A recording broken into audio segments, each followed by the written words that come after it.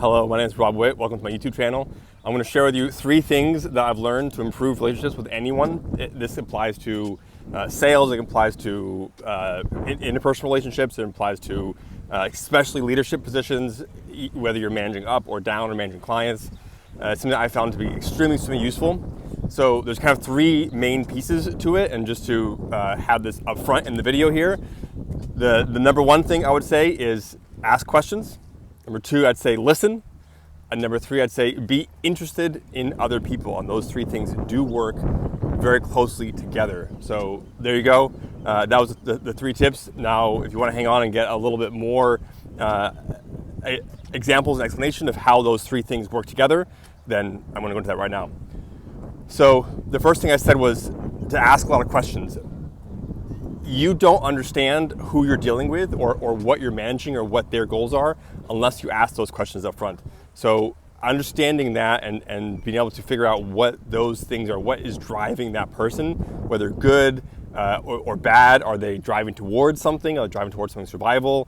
Are they driving away from something that they fear? Are they looking for money? Are they looking for prestige? Are they looking for education? What are they looking for?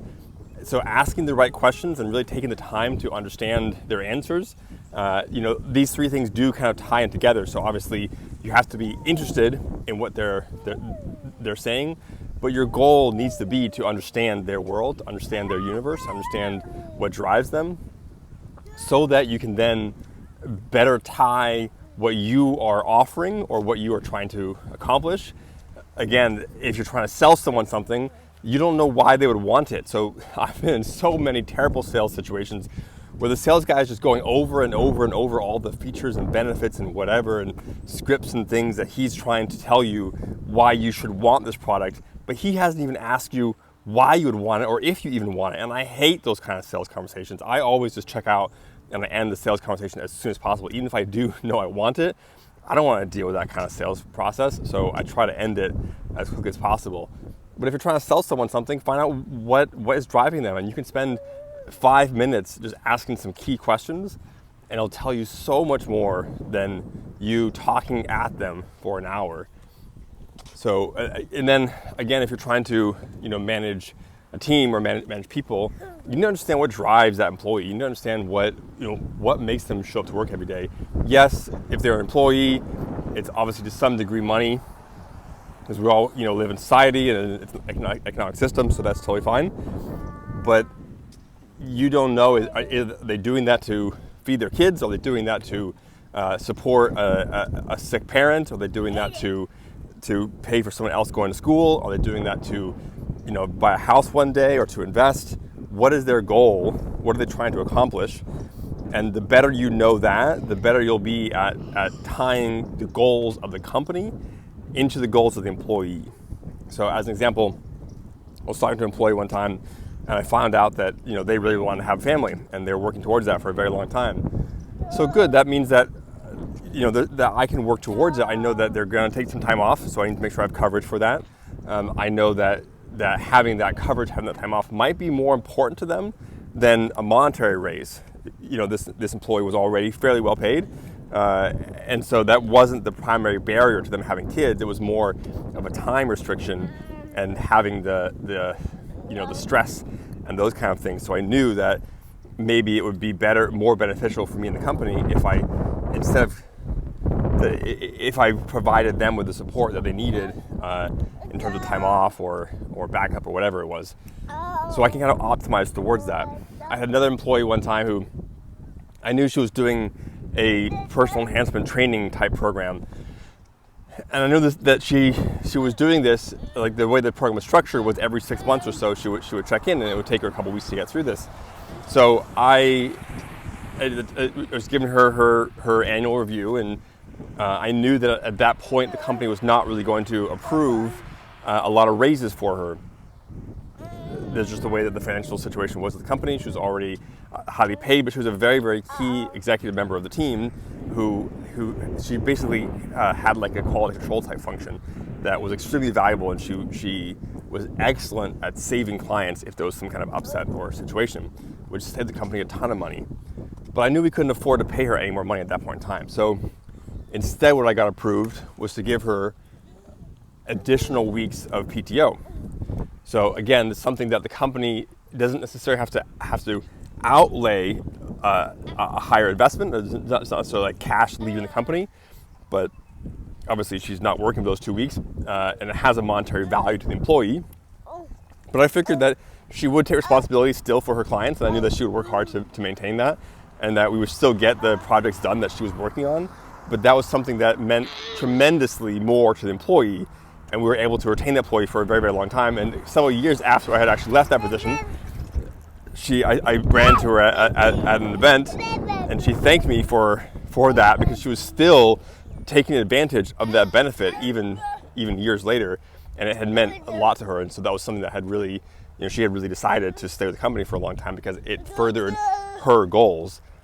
Again, I think bosses tend to get sucked into, it's all about money, and it is not. It is not all about money. Yes, to a certain degree, we all have to make money to survive, and if you're paying a very, very low wage or a very entry-level position, people do want to advance beyond that. But once you're already at a decent enough salary, it can sometimes be way more about the benefits or the work environment or the challenges or the education or whatever it is. But if you don't take the time to ask those questions of your employee and find out why, find out what drives them, then you really have no idea how to sell them on the position or sell them on the company or whatever it is that you're trying to accomplish. So, which brings me to my second point. And again, I said these three things all kind of tie in together. So the second point really is to listen, and you have to really be willing to hear what they have to say. Sometimes hearing complaints, sometimes hearing all their concerns. When I'm dealing with employees, if you are not willing to listen to their complaints, then you're never able to handle them. And the only other alternative is that they just don't tell it to you. And so it just sits there unexpressed and builds resentment, which is far worse.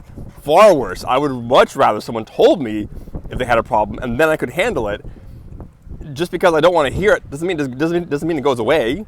And I may disagree with the person, and I may, someone may say, hey, I deserve a pay raise, and I'm like, no, you don't. That may be the situation. But if I don't have that conversation with them, they're just going to sit there for sometimes, months, weeks, years, not being happy and not doing what they want to not really doing their full, being dedicated to the job, trying to solve the issues of their job, because they're just doing some other things. So why would I do that? So those are the kind of situations that you have to be willing to listen and hear what the person wants. Another example, again, in sales, because it's like these things are so intermeshed. Like when you really deal with human relations and you really understand what makes people tick, these things are so applicable to many, many aspects of life. So I was, I have a son. I'm pushing my son to the floor right now, and we just had a daughter a few days ago, actually. And my wife and I were shopping for a minivan. Fairly standard thing for a family to do when they're growing and expanding. So I'm at the dealership, and I'm talking to the guy, and I can tell that he is really excited about the new hybrid vans, and I'm sure they're great. And I told him that for my own personal reasons, I did not want a hybrid. I had concerns about whatever, doesn't really matter, I won't go into it, but I have my own concerns about it, and I was looking for something that was lightly used and would be very reliable for us, and will last for a very long time. So, but he never took the time to ask me what I was looking for. He just kept telling me why he thought it was a good idea, and I almost yelled at him. I actually came very, very close. And now I have not bought that minivan yet, but I still very much want to. And I'm at the point where I'm probably going to call the dealership and ask for a manager and ask for a new sales guy, just because I hate dealing with this specific person so much. But I really want to buy one of their minivans. So it just shows you that guy's losing a sale because he's not willing to actually just listen to my concerns, to what makes me, what's motivating me. And maybe he's trying to push me towards a higher monetary sale or something. Totally fine. But realize that he's going to lose the entire sale because he's trying to go for something that he thinks is a good idea, and I don't care at all what he thinks. I care what I think. So just keep in mind that if you're not willing to actually ask a question and then listen to the answer, then you're not really willing to understand what's going on. I've had bosses that might ask me a question, or maybe I say, hey, I have this problem, and then I say half of the problem, I haven't even finished the whole thing, and they start telling me either about how they think I should solve the problem, or they start telling me about why it's not a problem. And I'm like, I haven't even finished telling you what the problem is, or B, what I've already done to solve it, or C, what I think we should do to solve it, because I have some more information to give you. But if you're trying to cut me off or trying to not hear what I'm trying to say, that ain't gonna work either. So as you're dealing with people, just make sure you're willing to take the time to actually listen to what they have to say and understand their concerns. And then you can appropriately gauge your response. And the last thing I'd say, and again, this all kind of ties in together, the last thing I'll say is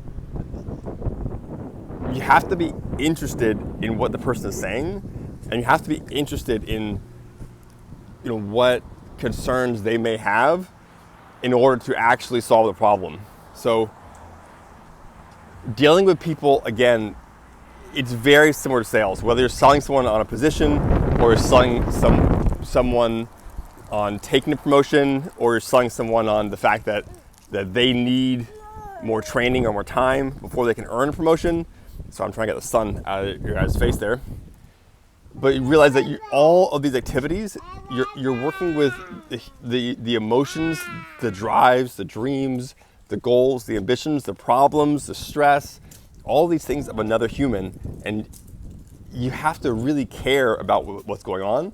And I guarantee you, if you take the time to care about the employee, they will take the time to care about you and about the business.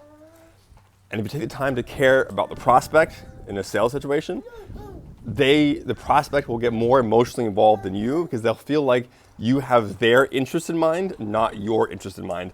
Again, in this situation where this sales guy, this is actually a Toyota dealership, he was trying to sell me a Toyota van, and he was trying to sell me what he thought, not based on what I thought.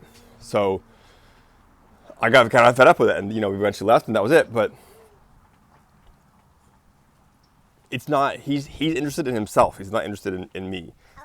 And it's just a situation where it really does show. It really, really does show. And I've worked for many, many amazing executive people and amazing entrepreneurs. But the ones that really stand out are the ones that build a team. And the only way you build a team is by showing, not even telling, but showing the team that you do care about them, and that you're willing to do things to help them accomplish their goals. That will tie in with the company's goals. And the closer you tie those two things together, the more they're going to work, the more they're going to spend their extra effort and time and energy and so forth to solve those problems for the business.